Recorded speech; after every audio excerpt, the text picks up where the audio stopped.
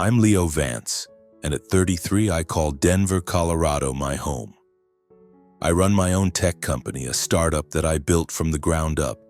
We create innovative software that helps large commercial buildings manage their energy consumption more efficiently. It's a demanding venture, one that has taken every ounce of my focus and resolve to get off the ground. To an outsider, my life probably looks like the picture of success. A confident entrepreneur at the helm of a growing business, the kind of life people aspire to. But that polished surface hides a history that is anything but simple. It's a story that starts in what felt like a sunlit childhood, before it takes a sharp turn into shadow. A place where I was forced to learn that the word family doesn't always mean safety. My life began without a history. I was an orphan. I have no face or name to attach to my biological parents. Just the cold fact that they left me at a children's home on the edge of Houston. Then, when I was 3 years old, a couple named David and Clara Miller came into my life and adopted me. They had a lovely home in a quiet suburb of San Antonio, the kind with a neat white fence and a yard overflowing with bright yellow daisies. I was only a toddler when I first walked through their front door. Too little to grasp the concept of a real family, but I could feel the warmth of the place instantly. It settled over me like a blanket. Clara, the woman who became my mother, had a smile that felt as gentle and bright as the spring sun.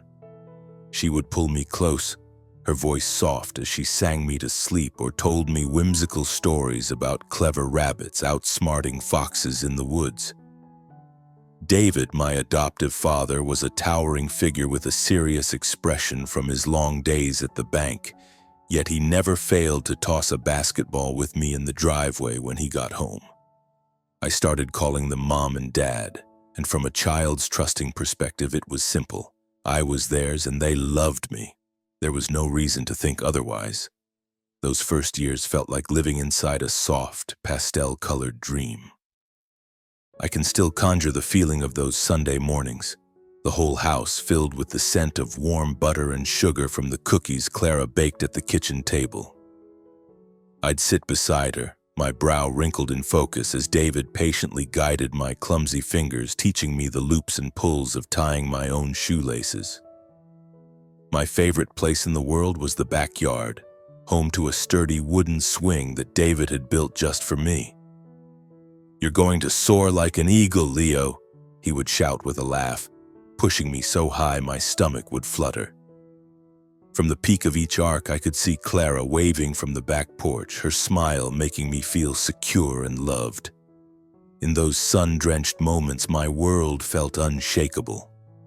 I had everything a boy could ever want, a home, a family, and the profound certainty that I belonged. I truly believed I was the happiest kid alive, and then in an instant it all fractured.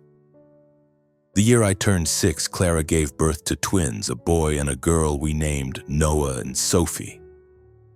I vividly remember standing in the polished hospital corridor, my hand tightly gripping the string of a yellow balloon David had bought me. A thrill ran through me. I was going to be a big brother. I imagined all the things I would teach them, how to send a soccer ball flying into a net, or the secret to drawing the perfectly lopsided cats I was so proud of. But when Clara and David brought Noah and Sophie home, the atmosphere changed.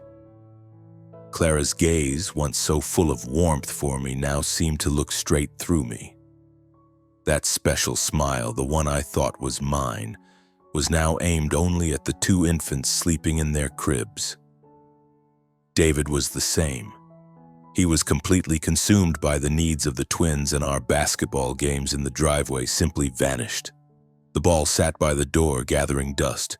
I began to feel like a shadow moving through the rooms of the house that had once been my sanctuary. At first, I tried to reason it away. "Of course they're busy," my 6-year-old mind insisted. 2 new babies are a lot of work. They just need more time for them.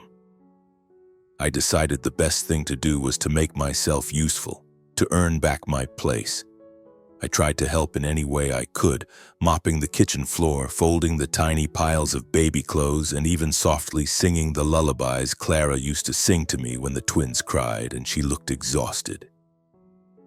I just wanted her to notice me again. But my efforts to bridge the growing distance were always met with a chilling reception, her words landing like tiny shards of ice. I remember one afternoon I was gently trying to show Noah how his small fist could hold a spoon. Clara saw me from across the room and swooped in, snatching the spoon from my grasp so abruptly it clattered against his high-chair tray. "Leo, leave your brother alone," she said, her voice completely devoid of warmth, as if I were a stranger who had wandered in off the street. "I don't need you doing that." I just stood there, my own hands starting to shake, a hot flush of confusion and shame creeping up my neck. What had I done that was so wrong? Over the next few years, the disparity became impossible to ignore. Noah and Sophie were showered with new clothes and shiny toys, while I was left with their father's old shirts, the shoulders threadbare and smelling of someone else. When I worked up the courage to ask David if he could take me and my friends to the movies, he cut me off with a sharp tone. "You need to be more realistic, Leo. We don't have money to throw away on things like that." My stomach sank. But just a week later, I watched from my window as he bundled Noah and Sophie into the car for a trip to an amusement park, their excited laughter floating back as if I didn't even exist. A question began to take root in my mind. A cold and persistent whisper. Am I really one of them? The final shattering answer came on an evening when I was 9 years old. Noah, who was then a mischievous 3-year-old, accidentally knocked over Clara's favorite crystal vase. I had seen him toddling towards it and rushed to stop him, but I was too late. Just as the vase hit the floor and exploded into 1,000 pieces, Clara walked in. Her eyes went from the glittering shards on the rug directly to me. "Leo, what did you do to your brother?" she screamed, her face contorted with a rage I had never seen before. I tried to get the words out to explain what had really happened, but she sliced through my attempt. "You're just adopted, Leo," she spat, the words hitting me with the force of a physical blow. "Don't you ever think you have the right to discipline them?" The air left my lungs. I was frozen to the spot, tears stinging my eyes, but I refused to let her see them fall. I clenched my jaw so hard it ached, turned and ran to my room, slamming the door and twisting the lock. That night I cried silently into my pillow, a profound and bottomless loneliness washing over me for the very first time. The truth was finally clear. I wasn't their son. I was just the adopted one. From that night on, a part of me shut down. I retreated into myself, becoming quiet and watchful. I spoke less. The smiles I once gave so freely vanished, and I started making excuses to avoid the forced cheerfulness of family dinners. My only real refuge became the school library, where I could lose myself in the worn pages of old books, escaping to imaginary worlds where no one ever used the word adopted like a weapon. Yet despite the constant ache in my chest, a small, stubborn part of me still felt a flicker of gratitude. They had, after all, given me a roof over my head, food on the table, and clothes on my back. I made a promise to myself in the quiet of my room. One day I would become so successful that they couldn't ignore me. I would repay every penny they'd spent, and then maybe, just maybe, they would finally look at me and see a son. The remainder of my childhood was a lonely battle to preserve what little self-respect I had left. I poured all my energy into my studies, consistently earning top marks, but my achievements were met with deafening silence at home. Meanwhile, Noah and Sophie only had to produce a messy crayon drawing to be smothered in hugs and have their masterpiece proudly displayed on the refrigerator. I'll never forget the day I won first place in the district science fair. I walked home clutching the heavy gold trophy, my heart pounding with a desperate hope. When I showed it to Clara, she barely glanced up from the television. "That's nice, Leo," she said flatly. Now go do your homework." My hope withered. Just a few days later, Sophie came home clutching a cheap plastic prize she'd won at a carnival game, and Clara swept her into a huge hug, beaming. "My little girl is so talented." I stood there in the hallway, the cold metal of my trophy in my hands, feeling completely and utterly invisible. A corrosive doubt began to eat at me. Had I done something to deserve this? Was I simply not good enough? Was it because I wasn't their biological child that their love came with conditions and limits? Or was there some other darker reason I couldn't understand? I had no answers. I just let the confusion and loneliness chew away at my soul. By the time I turned 18, I had arrived at a devastating conclusion. It wasn't about me being wrong. It was that they had made a choice, and that choice was not to love me. That realization was agonizing, but it also lit a defiant flame inside me. I made a new vow. Even if they never saw me as their son, I would build a good life for myself. I would succeed, not to win their approval anymore, but to prove my own worth to myself. The day I finally packed my bags and walked out of that house in San Antonio, I didn't shed a single tear. I just kept repeating a mantra in my head. "Leo, this is it. This is your chance. Don't you dare look back."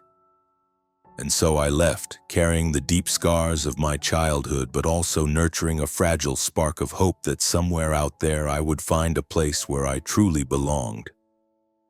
I had been accepted to the University of Colorado Boulder with a partial scholarship, a godsend that covered my tuition but left nothing for living expenses. My adoptive parents offered me nothing, not a single dollar to help me get started. On the morning I left, David just gave me a curt nod and said, "Good luck," while Clara was already in the kitchen, completely absorbed in making a special breakfast for Noah and Sophie. I paused at the front gate, looking back at them one last time, my chest tight with a foolish, lingering hope for a hug, or even just a word of encouragement. But nothing came. It was as if my 18 years in that house had left no trace at all. I turned my back on them for good, dragged my beat-up suitcase to the bus station, and boarded a coach to Boulder, ready to start my life from zero. Boulder in 2010 was a city humming with energy and possibility, but it was also a tough place for a kid with empty pockets. I found a tiny, grim room for rent in an old building on the far side of town where the plaster was cracked and a permanent scent of damp mildew hung in the air. My entire setup consisted of a second-hand mattress on the floor and a sturdy wooden crate I'd salvaged from an alley to use as a desk. I couldn't afford any of the required textbooks, so I spent my free hours in the campus library or relied on the kindness of upperclassmen who passed down their old, marked-up copies. But I never once complained. This was my life now, and I was determined to make it work. I knew I didn't have the right to. If I was going to rewrite my own story, I had to work twice, maybe 3 times as hard as everyone else around me. To survive, I grabbed any job that would have me. My days were a blur of lectures and labs. At night and on weekends, I was a server at a bustling cafe near the university. My shifts often dragged on past midnight, leaving my feet throbbing and the smell of roasted coffee permanently infused in my hair. There were nights when exhausted, irritable customers would raise their voices at me for a simple mix-up, a latte instead of a cappuccino. I learned to just bow my head, murmur an apology, and keep moving because every single dollar in tips meant I could eat the next day. On top of that, I delivered pizzas every weekend. I can still feel the burn in my legs as I pedaled my rickety bike through the blistering Colorado summer heat, sweat plastering my shirt to my back. I'd pull up to beautiful, well-maintained houses and see kids laughing and chasing each other in lush green yards. In those moments, a pang of longing would hit me, and I couldn't help but think of Noah and Sophie, of the life I had once so desperately wanted. But I learned to shove those thoughts down as quickly as they appeared. The past was a closed book, something I couldn't change. The future, however, was still mine to write. College itself was a relentless grind. I was majoring in software engineering, a demanding field that required intense focus and creative problem-solving, but I was almost always running on fumes. I spent countless nights staring at the glowing screen of an old, borrowed laptop, my eyes burning from exhaustion as I tried to debug lines of code. I remember one time working on a major group project. I actually fell asleep and slumped over my keyboard, only waking up when my project partner Mark gently shook my shoulder. "Leo, you okay, man?" he asked, his face etched with concern. "You look like you're about to collapse." I forced a weak smile and waved it off. "I'm fine," I lied. "Just a little tired." But the truth was, I wasn't fine at all. I was fraying at the edges. I was in a constant battle, fighting on 3 fronts. To keep from being crushed by debt, by hunger, and by a loneliness so profound it felt like a physical weight. The student loans were the heaviest burden. Even with the scholarship, I had to borrow more and more just to cover my rent and basic groceries. Every month was a tightrope walk of scrimping and saving, my diet often reduced to instant ramen and peanut butter sandwiches for days on end.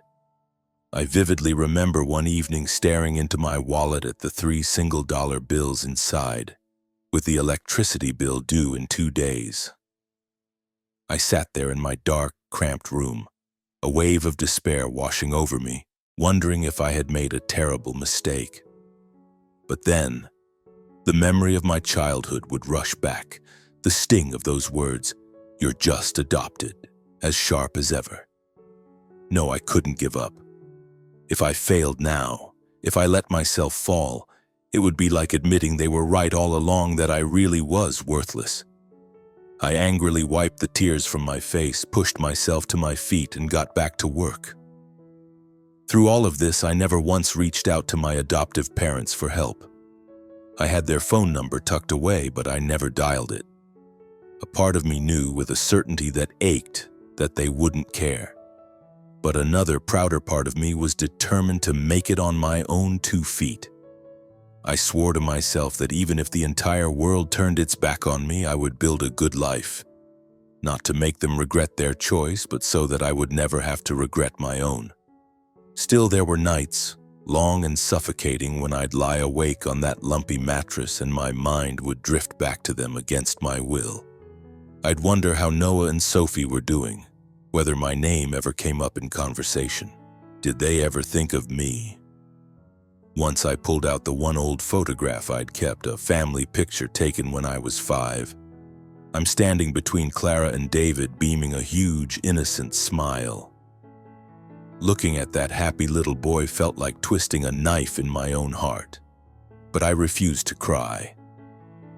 I carefully folded the picture, slid it into the back of a drawer, and whispered to the empty room, "Leo, you don't need them anymore."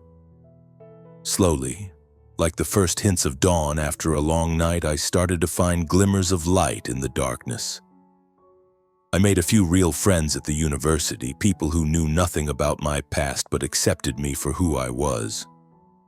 There was this one guy, Miguel, a relentlessly cheerful guy from El Paso, who would frequently take one look at my sad lunch of plain bread and insist on sharing his. "Dude, you're skinny as a rail, Leo.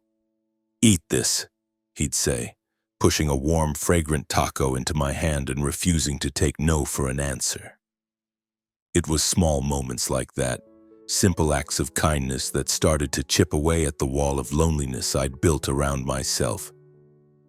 I also discovered a true passion for software engineering. There was a satisfying logic to it, a sense of order and control that was missing from the rest of my life. In the binary world of programming, my background didn't matter. No one cared if I was adopted or an orphan. If my code was elegant and functional, I had value. That was it. I started throwing myself into group projects and entering coding competitions, and slowly, I began to get noticed by my professors. One semester, Miguel and I teamed up to work on a project focused on optimizing energy consumption in smart buildings, a pretty new concept back then.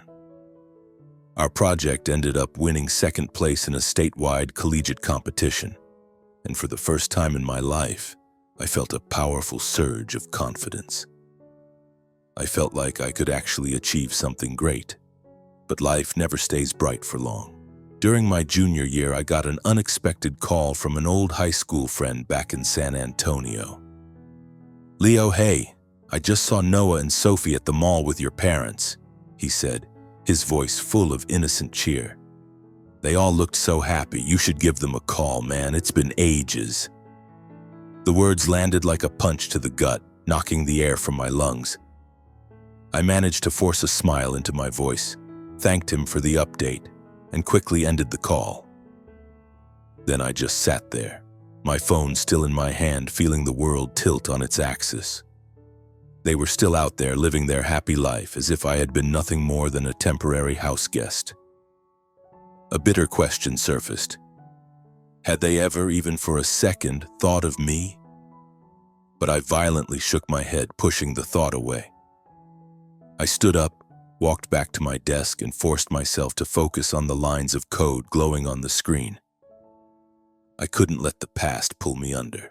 Not now, not ever. Graduation day was a huge personal milestone, a moment of immense pride, but it also slammed me headfirst into a harsh reality. I had graduated with honors, my diploma a testament to 4 years of relentless work. But the country was in an economic slump and the job market was brutal. I sent out hundreds of applications targeting everything from small local firms to massive tech corporations, but my inbox filled with nothing but polite, generic rejections. All the while, my mountain of student debt grew even more intimidating, forcing me to move into an even cheaper, more depressing apartment where the neighbors' furious arguments bled through the paper-thin walls every single night. I kept my service jobs, waiting tables and delivering food, but the meager income was barely enough to keep the debt collectors at bay, let alone build any kind of future. There was one night I'll never forget. I was delivering a pizza in a torrential downpour when my foot slipped on the slick pavement and I went down hard, the pizza box flying from my hands.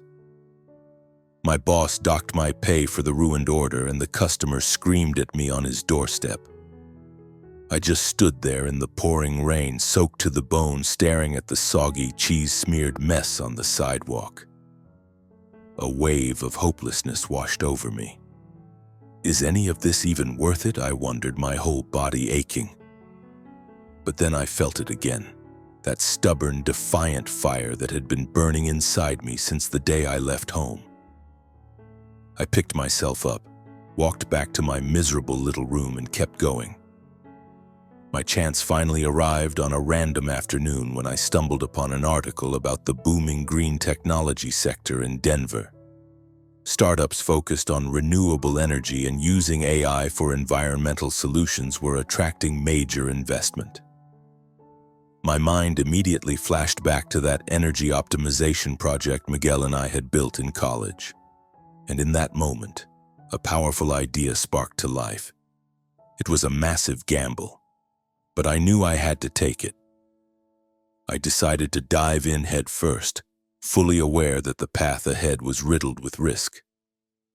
Using the tiny amount of money I'd managed to save and with Miguel's enthusiastic support, I started to build my own company from scratch. We worked day and night in my cramped, dingy room, turning it into our makeshift headquarters. Our shared desk was a long wooden plank balanced on 2 empty beer crates.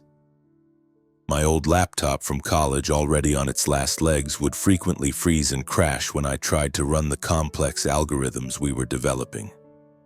Miguel managed to scrounge up an ancient desktop computer, but it wasn't much of an improvement. We fueled ourselves with instant ramen and cheap bitter coffee, pushing our bodies to the absolute limit.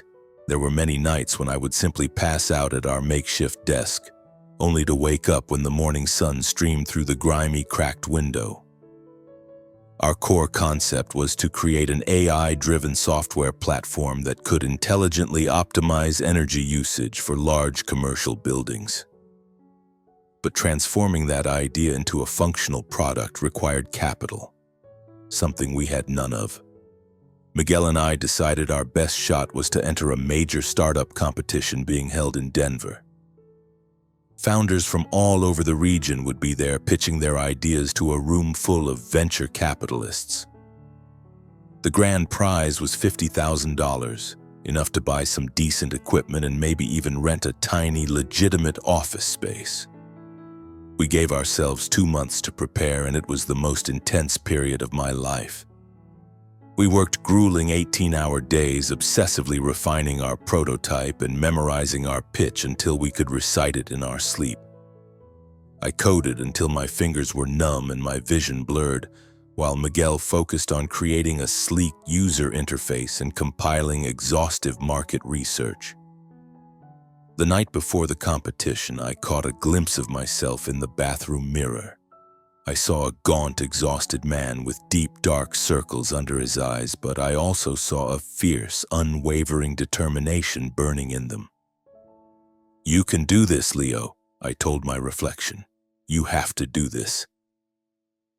The next day, I found myself standing on a brightly lit stage in a packed auditorium, staring out at a sea of faces, dozens of sharp-suited investors and the other hungry, ambitious teams we were up against. My heart was hammering against my ribs. This was it. My hands were trembling as I gripped the microphone, but I took a deep, steadying breath and began to speak. I laid out our vision, explaining how our software could save commercial properties millions of dollars while simultaneously cutting carbon emissions by the ton. And then, I shared my own story. I told them about being an orphan, about the hardships I'd faced, and about the relentless drive that had brought me to this stage. I had no idea if my personal history would connect with them, but when I finished my last sentence, the entire room erupted in applause. Across the stage, Miguel and I locked eyes, our hearts pounding in unison. We ended up taking second place, which came with a prize of $25,000. It wasn't the fortune we dreamed of, but it was more than enough to feel like we were finally on the right track. It was a start. With that seed money, we were able to rent a small corner in a shared co-working space in downtown Denver. Our new office was nothing more than a simple wooden table, a couple of mismatched chairs, and a whiteboard covered in our frantic, sprawling notes. But to me, it was the most beautiful place in the world. I finally felt like I had a place where I belonged, a tangible goal to pour all my energy into. We officially incorporated our company, calling it Nexus Energy Systems. The name was Miguel's idea, something about the nexus of technology and environmental responsibility. I've never been good with names, so I just laughed and went with it. Then, in 2018, our real break came. We received an invitation to a major green tech conference in San Francisco, a huge event that attracted the most promising startups and the biggest investors in the industry. Miguel and I could barely scrape together the money for plane tickets and a cheap motel room, but we gritted our teeth and drained our accounts, knowing this might be our one and only shot at the big leagues. At the conference, we managed to secure a pitch meeting with a group of partners from a prestigious venture capital firm called Terra Capital. They were immediately impressed, especially with how our software used predictive AI to anticipate and adjust a building's energy needs in real time. After our presentation, a poised, middle-aged woman with striking silver hair named Elizabeth Croft, the firm's managing director, invited us to dinner to continue the conversation. That meal was a turning point. It was the first time in my life I felt like someone was truly listening to me. Elizabeth wasn't just interested in our profit margins, she asked about my personal story. I found myself telling her everything, not to gain her sympathy, but because I needed her to understand that this wasn't just about money for me. I wanted to build something with real meaning, something that could genuinely make the world a little bit better. Elizabeth listened intently, her eyes filled with an empathy that felt completely genuine. As the dinner drew to a close, she looked directly at me and said, "Leo, I believe in you. Not just because you have a brilliant product, but because I can see that you are someone who will never, ever give up." A week later, Terra Capital officially offered to invest $1 million in Nexus Energy Systems in exchange for a 20% stake in the company. That investment changed our entire world. We moved into a proper office, hired a team of 3 talented engineers and a dedicated marketing specialist. I threw myself into learning how to actually run a company. Everything from managing finances and payroll to building a cohesive and motivated team. In 2020, Nexus Energy Systems officially launched our first product. Our first major client was a regional hotel chain based in Denver. Within 3 months, our software had cut their energy costs by a staggering 30%. Word of our success began to spread like wildfire, and soon more contracts were rolling in. We signed on office buildings, large shopping malls, and even a university in California. Our revenue skyrocketed, and just 2 years after that initial investment, the company was valued at $10 million. I, the kid who had once delivered pizzas in the pouring rain just to survive, was now the CEO of a respected and rapidly growing green tech startup. Forbes even included me in a feature on notable entrepreneurs under 35. Reading my name in that magazine, I couldn't help but let out a dry, ironic laugh. They couldn't possibly know what it had taken for me to get there. My newfound success brought with it a life I had never even allowed myself to dream about. I finally moved out of that moldy, depressing room and into a small but bright apartment in a nice downtown Denver neighborhood. I bought a reliable used car, officially retiring my delivery bike and the memories of pedaling through the sweltering summer heat. One of the first things I did was send a large sum of money to Miguel, enough for him to buy his mother a beautiful new house back in El Paso. It was my way of thanking him for sticking with me through the absolute worst of it. But even with financial security, I never forgot where I came from. I still ate instant ramen on nights when I was too busy to cook. I still wore my favorite old t-shirts to the office, and I still kept that one faded family photograph tucked away in my desk drawer. I didn't keep it because I missed them, but as a constant, tangible reminder of just how far I had come. Even though my life had been completely transformed on the outside, there was still a quiet, hollow space deep inside me.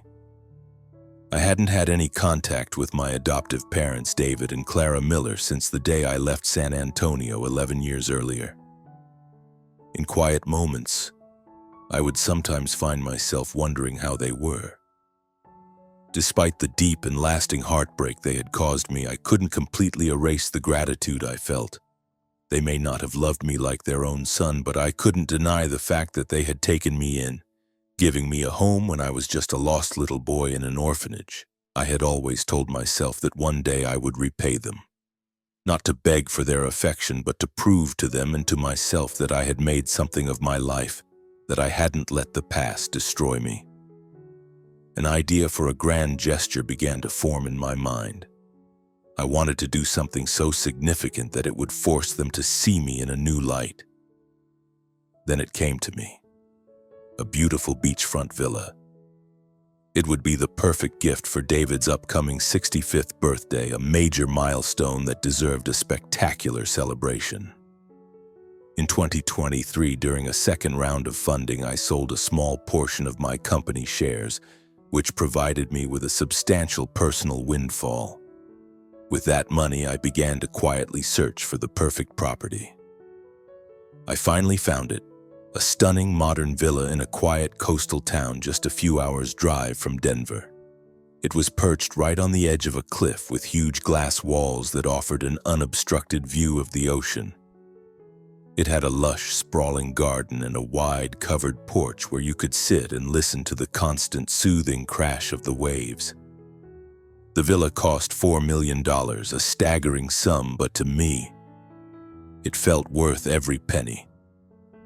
I could picture David sitting on that porch in the morning, sipping his coffee and gazing out at the endless expanse of water. I imagined Clara planting flowers in the garden just like she used to do in our old yard in San Antonio. And maybe, just maybe, they would finally invite me to stay for dinner. And they would look at me with the pride and affection of a true son. This gift, I hoped, would be a bridge across the vast, silent chasm of the last 11 years. I hired a lawyer to handle all the complex paperwork. The official gift deed, legally transferring ownership of the property to David Miller, was drawn up, signed, and notarized. I kept the entire plan a closely guarded secret, not telling a soul, not even Miguel. I wanted it to be a complete surprise, a single powerful moment that had the potential to change everything between us. I began counting down the days to David's birthday on January 4th. I knew, of course, that I wouldn't be invited to whatever party they were planning, but I decided I would show up anyway, with the deed in hand and a sincere wish for his happiness. I wasn't expecting hugs or tearful apologies. I just hoped that this gesture would finally make them see that I had become someone they could be proud of. In the days leading up to his birthday, my mind was a constant swirl of memories, replaying scenes from the past over and over again.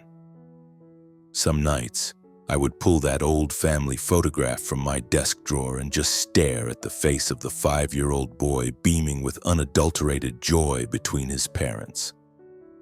I wondered if they ever remembered those early days, the times they held me close and sang me to sleep. I had no way of knowing the answer, but I chose to believe that somewhere deep down, buried under years of neglect, a flicker of that original affection must still exist.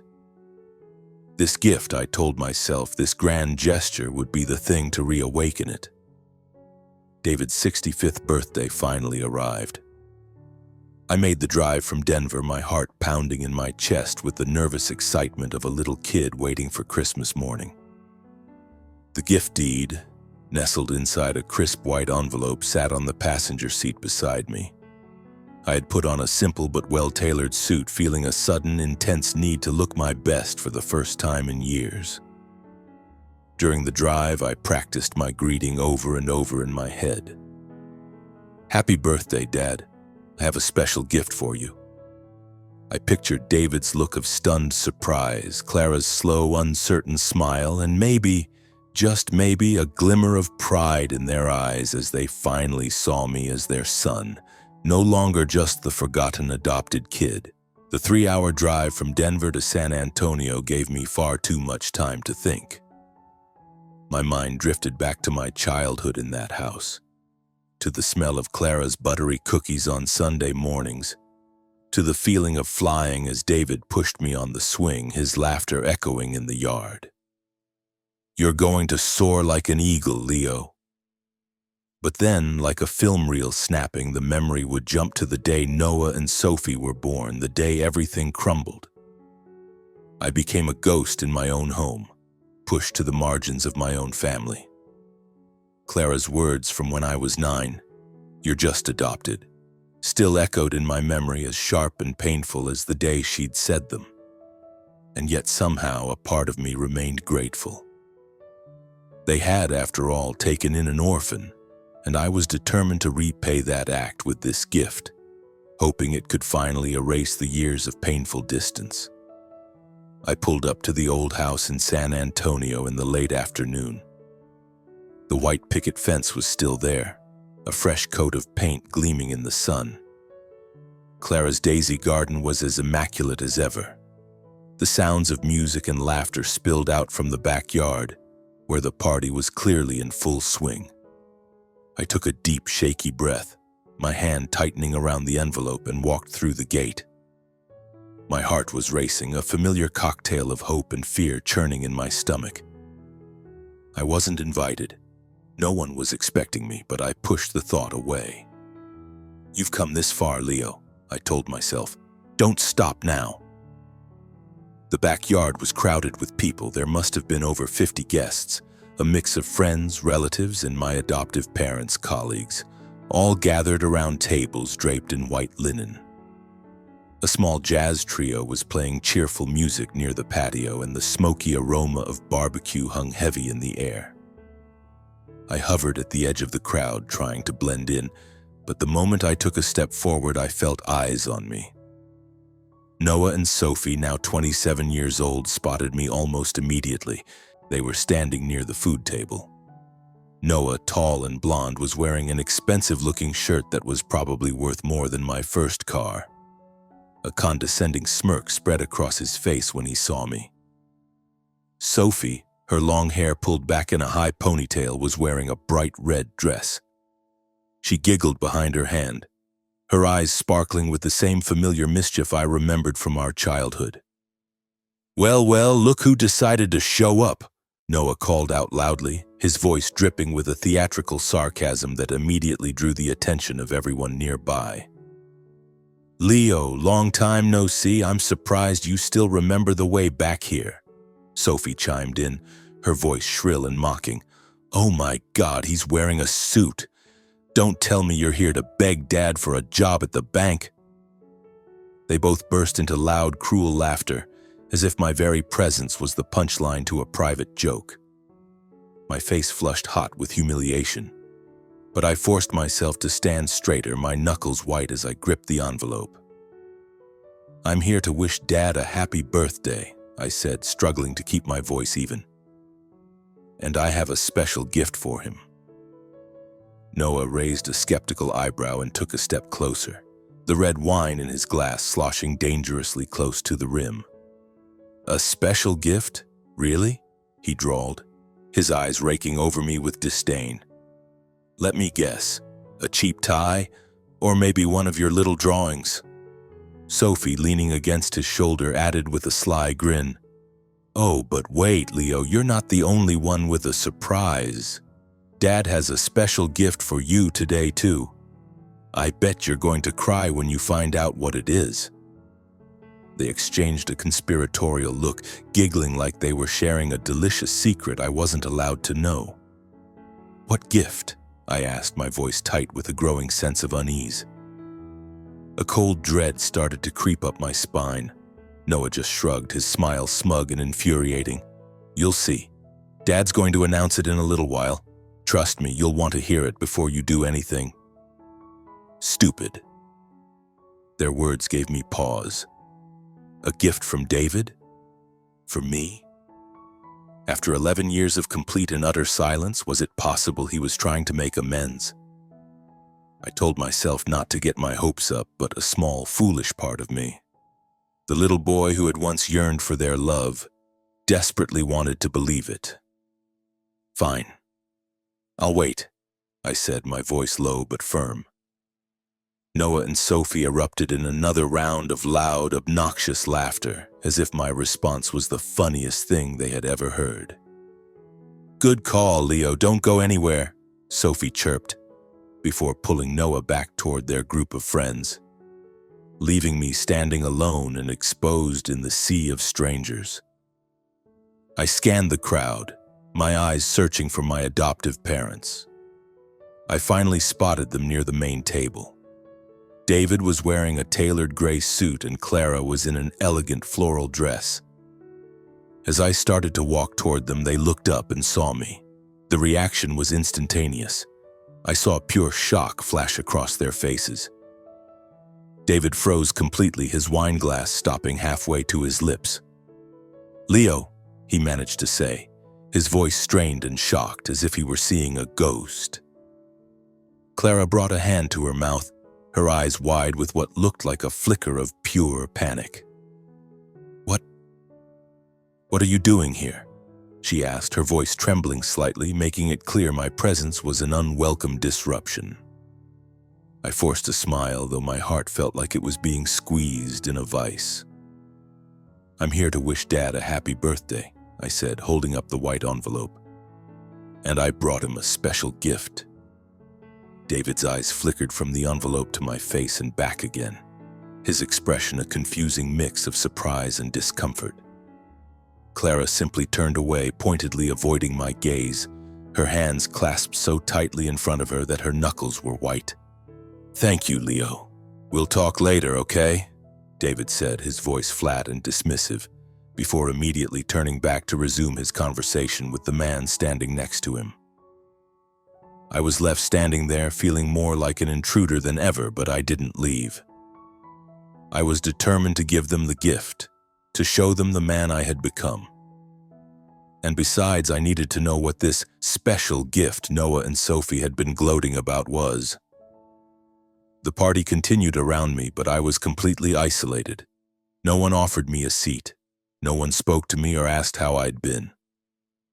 I stood by the fence, watching everyone eat and laugh and socialize, feeling like an invisible man.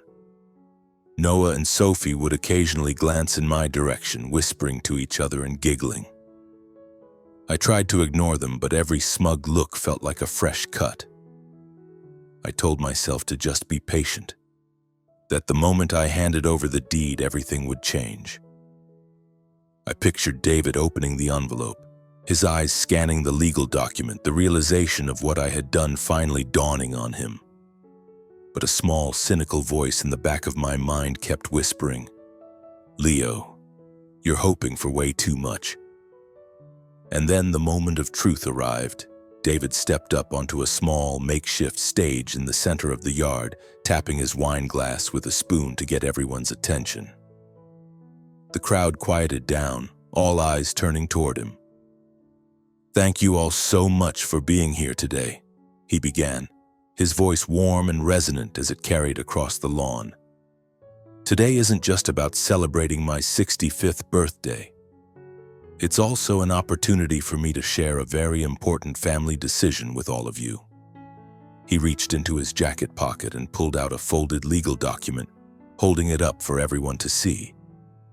"This," he announced, "is my will, and I want everyone here to know that upon my passing, all of my assets, this house, my bank accounts, everything, will be divided equally between Noah and Sophie, my beloved children." But he didn't stop there. His tone suddenly sharpened, his words taking on a cruel, pointed edge as his eyes found me in the crowd. "By the way, I see that my adopted son Leo has decided to join us today after more than a decade of silence. He claims he has a birthday gift for me. But I suspect he's really just here to try and curry some last-minute favor. Too bad for him, he's a little too late. My will is already finalized." Then, looking directly at me with a cold, dismissive expression, he added, "Sorry about that, Leo. Since you're only adopted, I guess I just forgot to include your name." The yard erupted in a wave of laughter and applause. Noah and Sophie threw their arms around each other, their faces beaming with smug triumph. I stood rooted to the spot, the world tilting under my feet, a roaring sound filling my ears. So this was the special gift they had been talking about. A public reading of a will designed to formally and completely erase me from the family, executed in front of dozens of witnesses. I looked over at Noah, who met my gaze with a malicious, triumphant grin. "Told you Dad had a gift for you," Sophie chirped, her voice piercing through the noise. "I said he was going to cry. Look at his face." They both howled with laughter, as if my profound and public humiliation was the most entertaining show they had ever seen. A few of the other guests shot me furtive glances, their eyes filled with a mixture of morbid curiosity and fleeting pity. But no one said a word. I looked at David, a desperate, foolish hope flickering inside me that this was all just some kind of cruel, elaborate joke, a tasteless attempt to liven up the party, but no.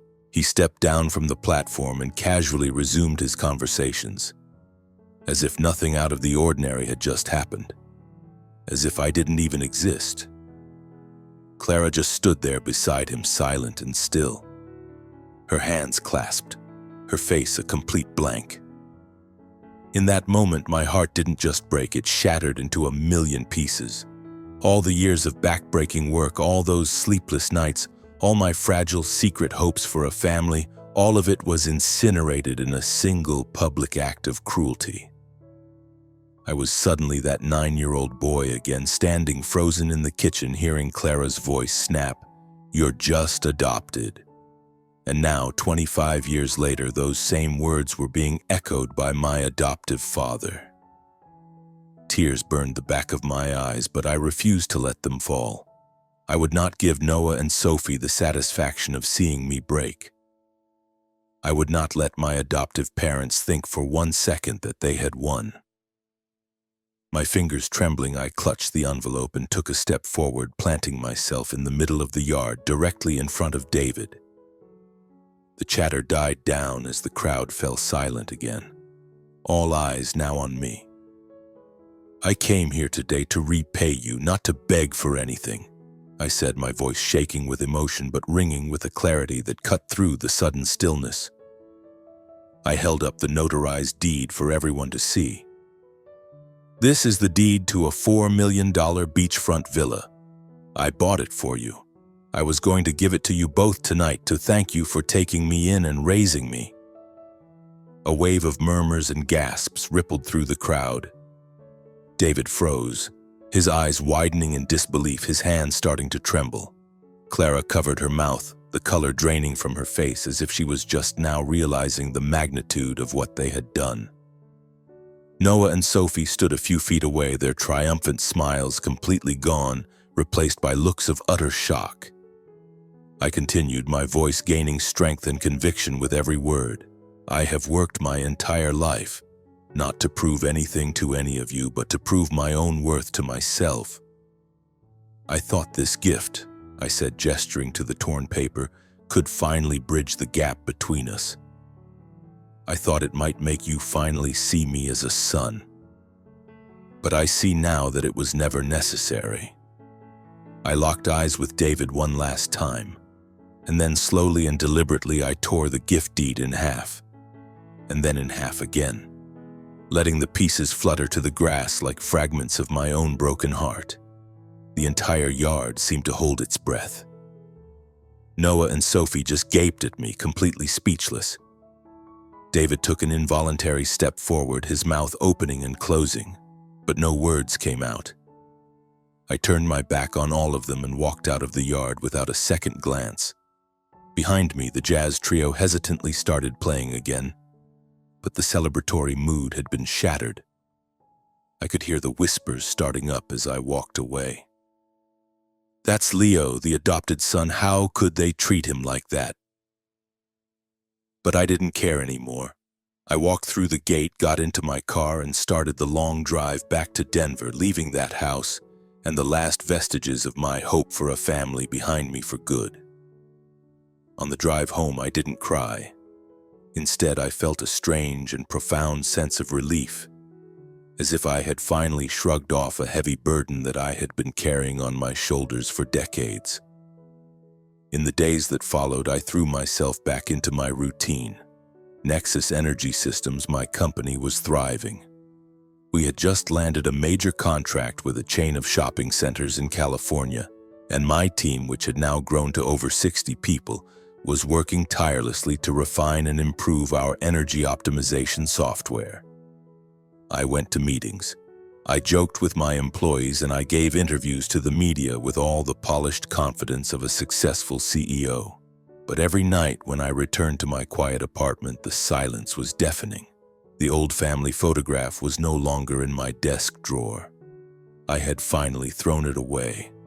I had tossed it in the trash the night I got back from the party, but the memories of them still lingered like ghosts. I kept replaying that night in my head, questioning whether I had done the right thing by tearing up the deed and walking away. Was there another, less painful way to end that chapter of my story? One that didn't leave me with a fresh, gaping wound? I eventually came to a realization. I needed to heal. Not for them, not to forgive David and Clara or Noah and Sophie, but to forgive myself, to forgive the young, desperate boy who believed that if he just tried a little harder, he could earn their love. I found a therapist, a kind, middle-aged woman named Dr. Evans. During our first session, I sat stiffly in a leather armchair, my hands clenched in my lap, completely unsure of where or how to begin. "Just start with whatever comes to mind, Leo," she said, her smile gentle and encouraging. And so I did. The words started to pour out of me. I told her about my childhood, about being abandoned, about the years of scraping by on my own, and finally, about the disastrous birthday party that had shattered what little hope I had left. I unleashed emotions that had been bottled up inside me for years, a torrent of pain and anger and grief. Some sessions I would just cry. Others I would find myself consumed with rage, punching the cushions on the couch. But with each appointment, I felt a little bit of the weight lift from my shoulders. Dr. Evans helped me understand that the wounds of my childhood wouldn't just disappear because I had achieved professional success or financial stability. "You've built a life to be incredibly proud of, Leo," she told me during one session. "But now you need to give yourself permission to actually feel the pain instead of just burying it under more work." On her recommendation, I started journaling, something I had never considered before. Every night I would sit at my desk and write down my thoughts, my memories, and my dreams for a future that was no longer shackled to the past. I wrote about David pushing me on the swing, about Clara's voice cutting through me when she said I was just adopted, and about the visceral, liberating feeling of tearing that deed to pieces in front of everyone. Writing it all down helped me to see things with a new clarity. Not to assign blame, but to finally accept that I couldn't change them. I could only change how I chose to face myself and my own history.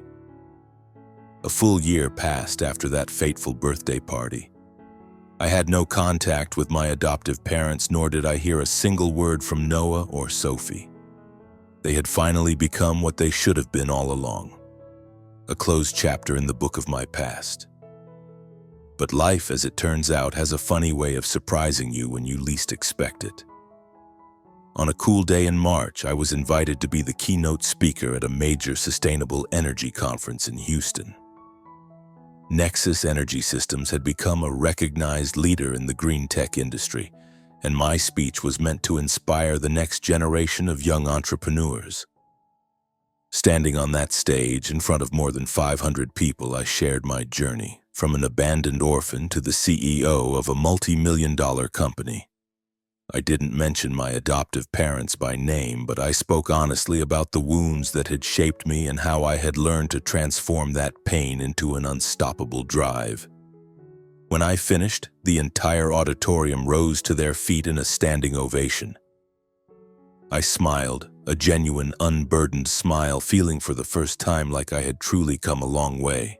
Later, at the reception, I was mingling with the crowd, shaking hands with investors and chatting with eager university students. Suddenly, an elderly woman with elegant silver hair, pulled into a high bun and wearing a tasteful green sweater, approached me. Her eyes were kind, but they were also tinged with a deep, unmistakable emotion. "Leo," she said, her voice soft and warm. I searched my memory, trying to place her familiar face, and then it hit me. She was my Aunt Helen, Clara's older sister, a woman I had only met a handful of times when I was a very young child. "Aunt Helen?" I said, the name feeling strange on my tongue after so many years. She nodded, a sad smile playing on her lips, her eyes red-rimmed as if she had been crying. "I heard your speech, dear," she said. "It was beautiful. I am so proud of you, Leo.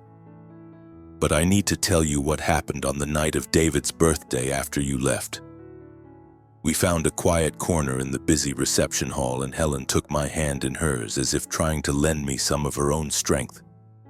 She told me that after I tore up the deed and walked away, a heavy, uncomfortable silence had fallen over the party. "Everyone was in a state of shock, Leo," she said, her grip tightening on my hand. "No one could believe what you had achieved, a $4 million villa meant as a gift for David and Clara.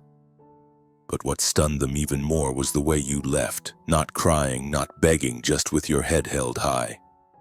She said that some of the guests had started whispering amongst themselves, openly criticizing my adoptive parents for their blatant cruelty. An old friend of David's, a man named Richard, had apparently walked right up to him and said bluntly, "David, you have lost an incredible son tonight." Noah and Sophie, Helen told me, had initially tried to act nonchalant. They had laughed it off, telling anyone who would listen that I was just showing off, trying to make a scene. But as more and more relatives started making their excuses and leaving early, clearly unwilling to be a part of the charade any longer, the siblings had fallen silent. Sophie actually looked guilty, Helen said. She went and sat by herself in a corner and didn't say another word for the rest of the night. Noah tried to keep up his confident act, but he just started drinking heavily like he was trying to drown a bad memory. David, my adoptive father, didn't speak another word for the rest of the party. He just sat at the main table, his gaze fixed on the scattered scraps of paper on the grass, his eyes completely vacant.